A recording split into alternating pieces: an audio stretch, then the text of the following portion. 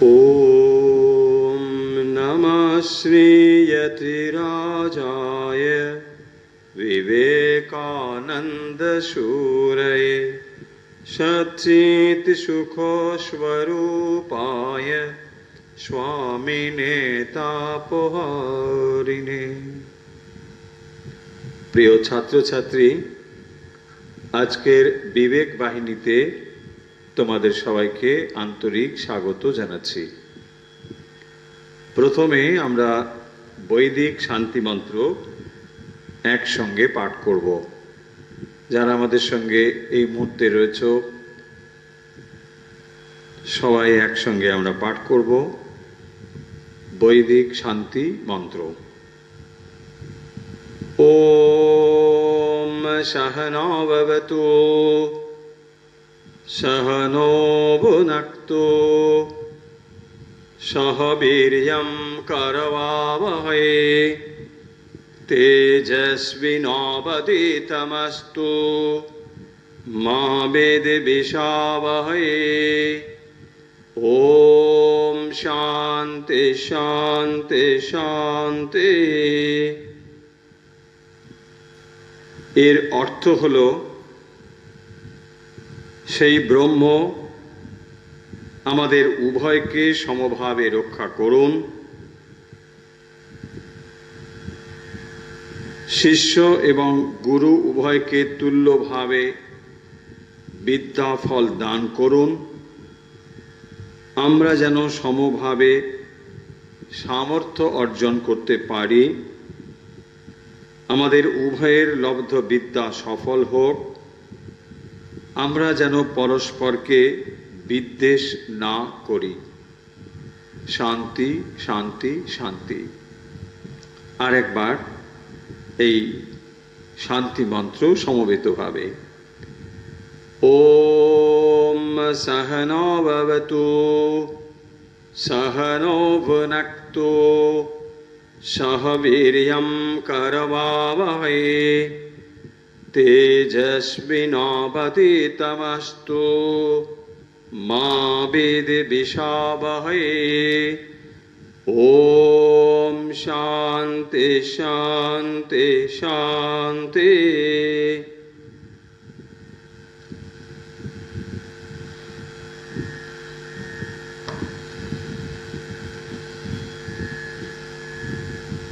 এখন আমরা শ্রীমদ্ ভগবত গীতার একটি শ্লোক পড়ব। শ্রীমদ্ ভগবত গীতার দ্বিতীয় অধ্যায়ে ভগবান বলছেন ৪৮ নম্বর শ্লোকে। কি করে পড়তে হয় এই শ্লোকটি আমরা প্রথমে পড়ছি, তারপর তার অর্থ বলবো।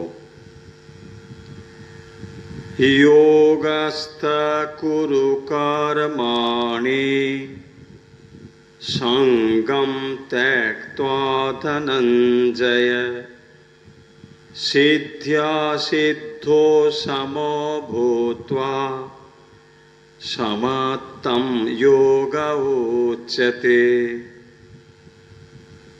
योगस्थ कुरु कर्माणि संगं त्यक्त्वा धनञ्जय सिद्ध्या सिद्धो समो भूत्वा समत्तं योग उच्यते। এর অর্থ হলো, শ্রী ভগবান বলছেন, হে ধনঞ্জয়, অর্জুনকে বলছেন যে যোগযুক্ত হয়ে আসক্তি ত্যাগ করে সিদ্ধি এবং অসিদ্ধিতে সমবুদ্ধি রেখে কর্ম করো এবং এই সমত্বকেই যোগ বলা হয়। অর্থাৎ ভগবান এখানে বলছেন যে যদি সফল অথবা অসফল আমরা হই, কর্মের জন্য আসক্তি ত্যাগ করলে এবং সিদ্ধি অসিদ্ধিতে সমদৃষ্টিযুক্ত হয়ে করলে সেই কর্মই যোগ নামে খ্যাত হয়। এই হলো কর্মের রহস্য। শ্রী ভগবান অর্জুনকে কিভাবে কর্ম করতে হয় অনাসক্ত হয়ে তার উপদেশ দিচ্ছেন। আমরা পড়লাম 2য় অধ্যায়ের 48 নম্বর শ্লোক। যোগস্থা কুরু কর্মাণি সঙ্গম ত্যক্ত্বা ধনঞ্জয় সিদ্ধ্যাসিদ্ধো সমো ভূত্বা সমত্বম যোগ উচ্যতে। আশা করি তোমরা ফলো করতে পারছো। যোগস্থা কুরু কর্মাণি সঙ্গম ত্যক্ত্বা ধনঞ্জয় সিদ্ধ্যাসিদ্ধো সমো ভূত্বা সমত্বম যোগ উচ্যতে।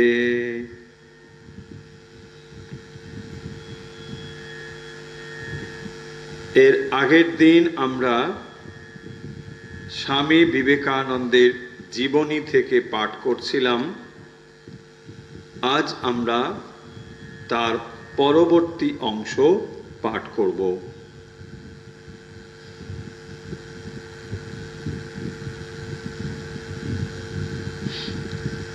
স্বামী বিবেকানন্দের জীবনের কথা আমরা পড়ছি।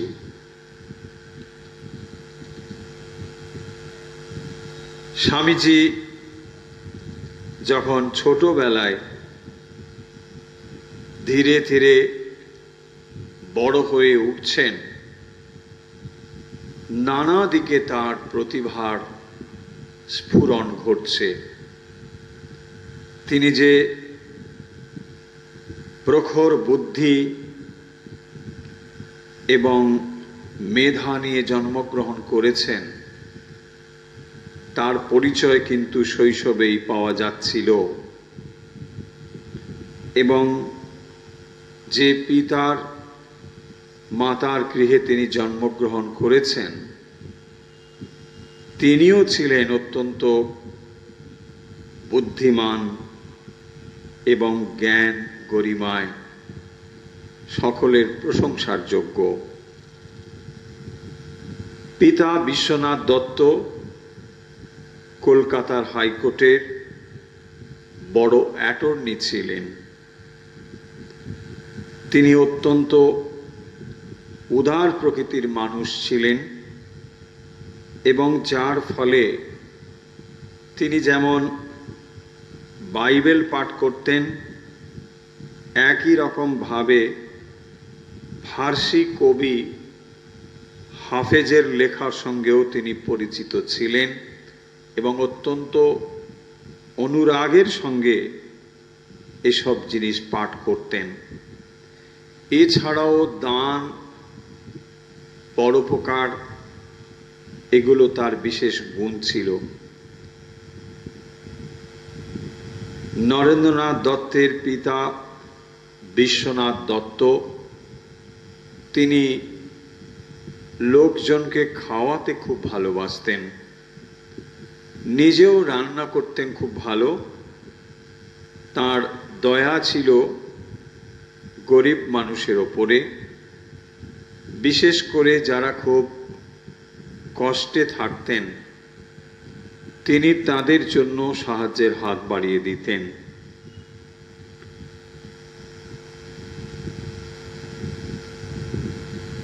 যারা নেশা ভান করে এতদূর তিনি মমত্ব বোধ করতেন তাদের প্রতি যে তাদেরকেও 2 পয়সা দিয়ে সাহায্য করতেন। নরেন্দ্রনাথ একসময় আপত্তি করেছিলেন এ বিষয়ে যে এরা নেশা ভান করে, এদের জন্য পয়সা দিয়ে সাহায্য করার কি অর্থ? তাতে তিনি বলেছিলেন যে জীবনটা যে কত দুঃখের তা এখন তুই কি করে বুঝবি? যখন বুঝতে পারবি তখন এই দুঃখের হাত থেকে সামান্য সময়ের জন্য হলেও নিষ্কৃতি পাওয়ার জন্য যারা নেশা ভান করে তাদেরও দয়ার চোখে দেখতে শিখবি। আমরা বুঝতে পারি এই কথা থেকে যে বিশ্বনাথ দত্ত নরেন্দ্রনাথের পিতা, তিনি কত মহান ছিলেন, মানব দরদী ছিলেন। মানুষের দুঃখের জন্য, দুঃখ মোচনের জন্য তার হৃদয় কত ব্যথিত হতো। আর এমন হতো বলেই তার সুযোগ্য পুত্র নরেন্দ্রনাথ কত মহান গুণ নিয়ে তিনি জন্মগ্রহণ করেছিলেন। বিশ্বনাথ তিনি একদিকে যেমন সঙ্গীত অনুরাগী ছিলেন, কবিতাও খুব ভালোবাসতেন। একদিকে যেমন তার কঠোর বিরাট ব্যক্তিত্ব, অন্যদিকে ছিল তার স্নেহপ্রবণ মন।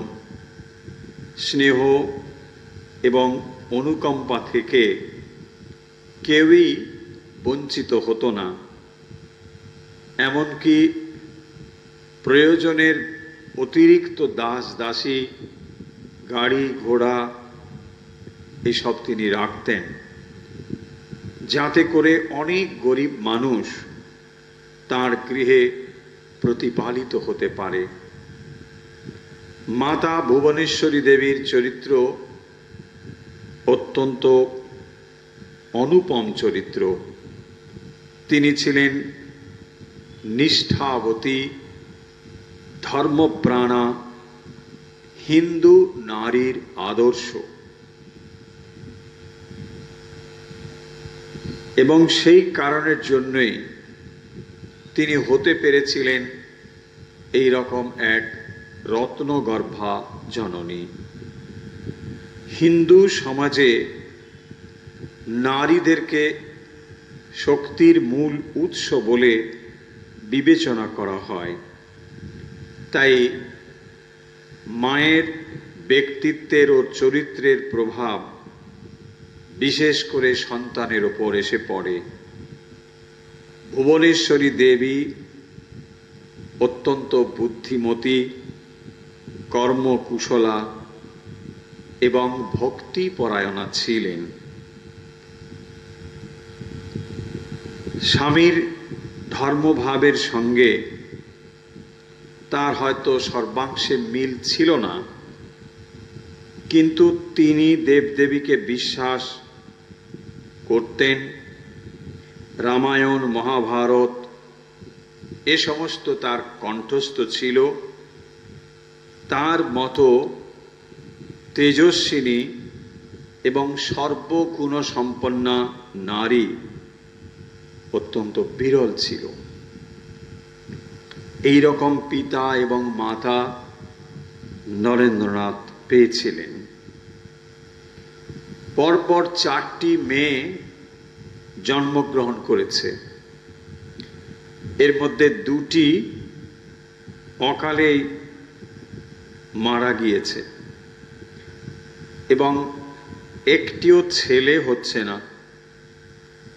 সেই কারণের জন্য নরেন্দ্রনাথের পিতা বিশ্বনাথ দত্ত এবং মাতা ভুবনেশ্বরী দেবী উভয়ই অখুশি ছিলেন এবং তাদের মনে একটি অভাববোধ ছিল যে একটি সন্তান যেন তারা লাভ করেন, পুত্র সন্তান।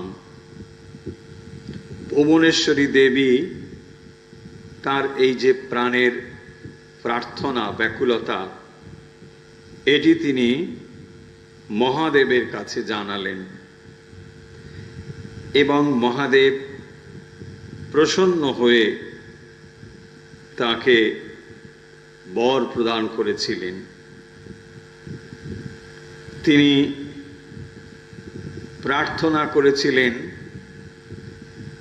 কাশীতে বীরেশ্বরের পুজো দেওয়ার জন্য, এবং তিনি তার প্রার্থনায় মহাদেবকে সন্তুষ্ট করে মহাদেবের ধ্যান, শিবনাম জপ, এই সব কিছুতে তিনি তন্ময় হয়ে গিয়েছিলেন। কাতর প্রার্থনায় তার অন্তর ভরে গিয়েছিল। সারা মন জুড়ে এই মহাদেবী তার অন্তরে বিরাজ করতেন। একদিন রাত্রে ভুবনেশ্বরী দেবী স্বপ্ন দেখছেন। তিনি দেখতে পাচ্ছেন যে দেবাদিদেব মহাদেব স্বয়ং যোগ নিদ্রা থেকে উঠে শিশু রূপে তার কোলে আশ্রয় নিয়েছেন। আনন্দে আত্মহারা হয়ে পড়েছেন, এবং এই রকম অবস্থায় তার হঠাৎ ঘুম ভেঙে গেল। তিনি দেখতে পেলেন যে সেই জ্যোতির্ময় যে দেব শিশু, তাকে আর তিনি দেখতে পেলেন না। কিন্তু তার অন্তর তাকে বুঝিয়ে দিল যে মহাদেবের করুণায় তিনি নিশ্চয়ই একটি পুত্র সন্তান লাভ করবেন। আমরা দেখব সত্যি সত্যি মহাদেবের করুণায় ভুবনেশ্বরী দেবী একটি পুত্র সন্তান লাভ করেছিলেন, এবং যেহেতু মহাদেবের কৃপায় এই সন্তানটি তিনি প্রাপ্ত হয়েছিলেন, তাই এর নাম রাখলেন বীরেশ্বর, আর ডাক নাম রাখলেন বিলে। অন্নপ্রাশনের সময় তার নাম রাখা হয়েছিল নরেন্দ্রনাথ। অনেকগুলো নাম ছিল স্বামীজির ছোটবেলায়। যেমন একটি দিনের সূচনা সূর্য উদয় থেকেই বোঝা যায় যে দিনটি কেমন যাবে, ঠিক একই রকম ভাবেই এই বালকের মধ্যেও নিহিত ছিল ভবিষ্যতের এক মানবের বিপুল সম্ভাবনা। বালকটি যেমন বড় হতে লাগলো, তেমনি বিকশিত হলো তার জীবনের বিভিন্ন বৈশিষ্ট্য। শিশুর ভিতর যেমন বিশ্ব আলোড়নকারী শক্তি ছিল, ধীরে ধীরে নানা ছন্দে, নানা ভঙ্গিতে তা প্রকাশ হতে থাকলো। ওইটুকু বালক, কিন্তু তার দৌরাত্মে সকলেই অস্থির। কিন্তু সে ছিল বড় একরোখা, যা ধরবে কোনো বাধাতেই তাকে থামানো যাবে না। শাসন বাক্য, বকুনি, ভয় দেখানো, এমনকি প্রহার, কোনো কিছুতেই তাকে বিরত করা যাবে না। তাই অনেক সময় মাতা ভুবনেশ্বরী দেবী পুত্রকে কোলে নিয়ে এমন মন্তব্য করতেন যে অনেক মাথা খুঁড়ে শিবের কাছে আমি একটি ছেলে চেয়েছিলাম, কিন্তু তিনি একটি ভূত পাঠিয়েছেন।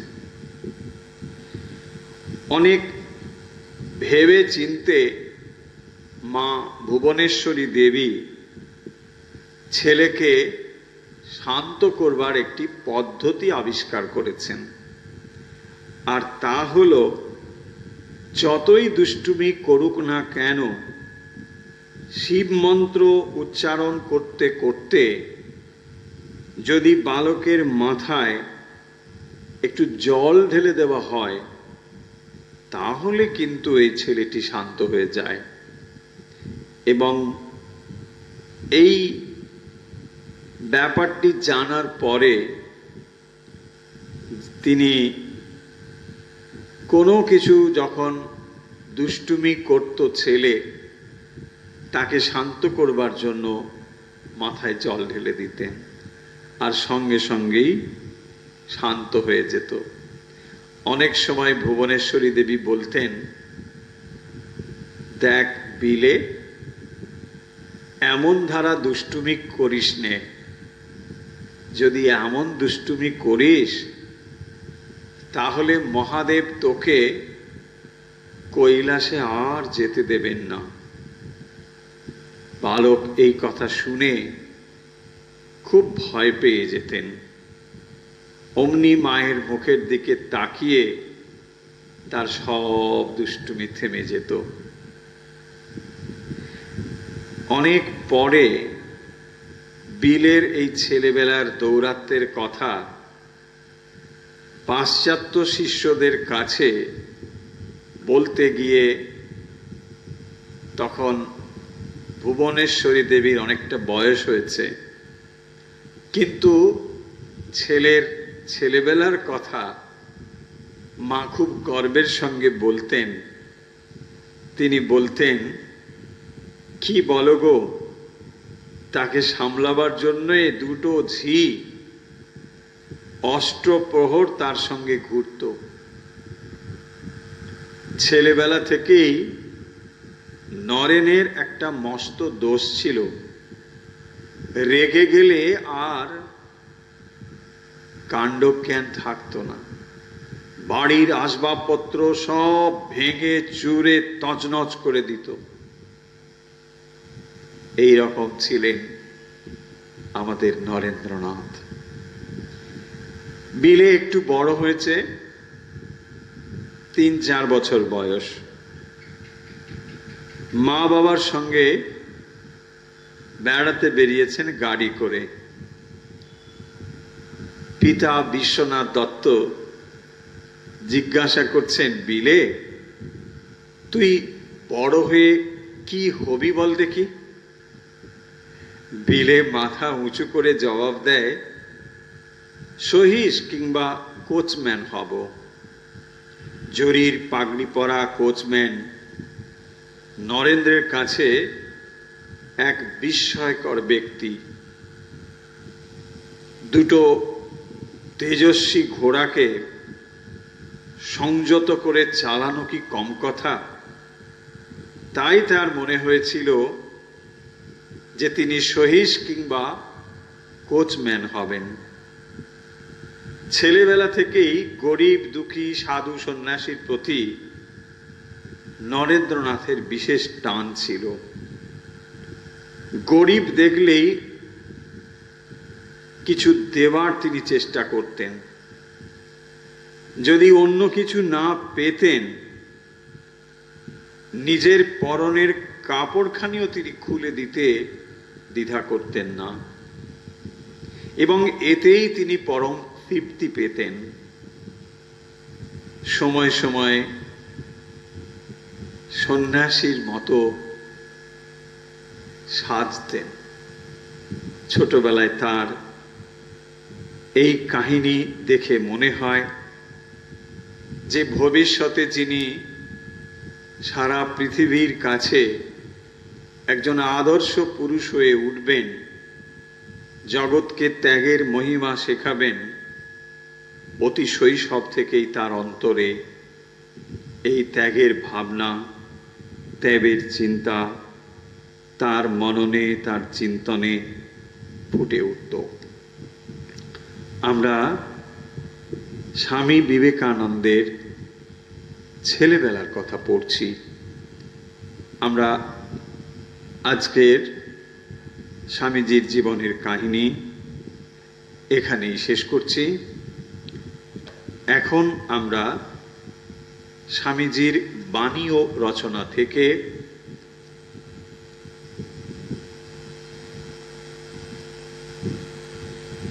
স্বামীজি শিক্ষা বিষয়ে যে কথা বলেছেন তা পড়ছি।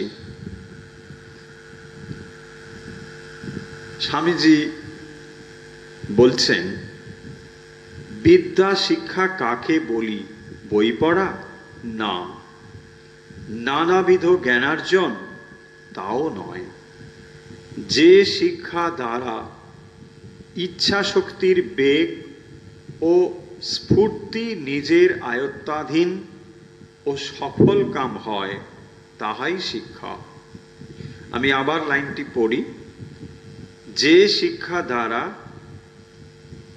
এই ইচ্ছা শক্তির বেগ ও স্ফূর্তি নিজের আয়ত্তাধীন ও সফল কাম হয়, তাহাই শিক্ষা। আমাদের ইচ্ছা শক্তি অনেক সময় অসংযতভাবে কাজ করে বলে আমরা সফল হতে পারি না। তাই ইচ্ছা শক্তির বেগকে আয়ত্তাধীন করা, নিয়ন্ত্রিত করা, এটি হলো শিক্ষার মূল উদ্দেশ্য। এখন বোঝো, যে শিক্ষার ফলে ইচ্ছা শক্তি ক্রমাগত পুরুষানুক্রমে বলপূর্বক নিরুদ্ধ হইয়া লুপ্তপ্রায় হইয়াছে, যাহার শাসনে নূতন ভাবের কথা দূরে থাকুক, পুরাতনগুলি একে একে অন্তর্হিত হইতেছে, যাহা মানুষকে ধীরে ধীরে যন্ত্রের ন্যায় করিয়া ফেলিতেছে, সে কি শিক্ষা? চালিত যন্ত্রের ন্যায় ভালো হওয়ার চেয়ে স্বাধীন ইচ্ছা, চৈতন্য শক্তির প্রেরণায় মন্দ হওয়া আমার মতে কল্যাণকর। ফলে স্বামীজি যে কথা বলছেন, যে ইচ্ছা শক্তির